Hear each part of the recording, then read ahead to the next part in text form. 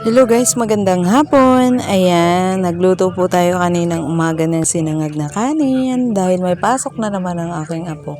Kaya ako po ay maagang nagluto. At dahil nga 2 araw tayong walang upload, kaya ito, gawa na naman tayo ng ating video. Ayay, gawa daw.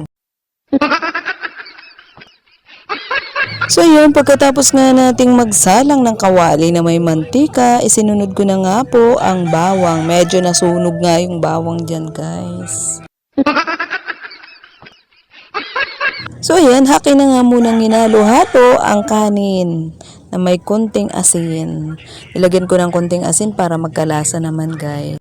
At habang nakasalang yung aking sinangag na kanin ay naglilinis muna ako at nagliligpit ng iba pang ligpitin namin. Kasi kapag hindi ko ginawa ay tiyak matatambay na naman itong aking ibang gawain.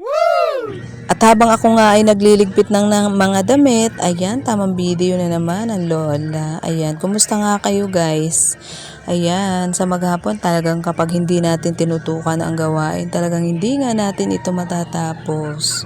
At dahil nga kailangan nating ligpitin, ayan, for the go ang lola nyo. Ayan, at dahil nga kailangan nating mag-upload, hindi pwedeng hindi tayo gumawa ng content. Ayan, pagkatapos ko nga ng aking ibang gawain, ayan, naghugas muna tayo ng pinggan. At para naman kahit papaano ay malinis na naman ang ating lababo. Kunti lang naman to guys, hindi naman marami.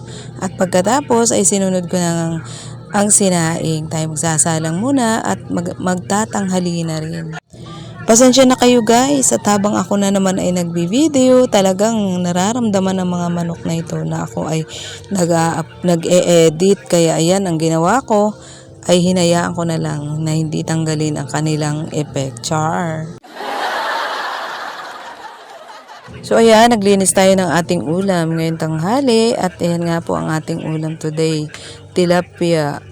At ayan, sinalang na natin sa katamtamang mantika lang guys kasi ayoko namang sobra ang mantikang inilalagay ko.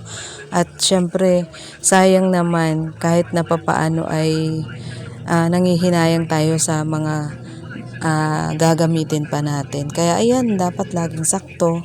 Pwede naman tayong gumamit ulit pag kailangan natin, 'di ba? So ayan, di rin nagtagal, natapos ko na yan. At hanggang dito na lang guys ang aking video. Bye-bye!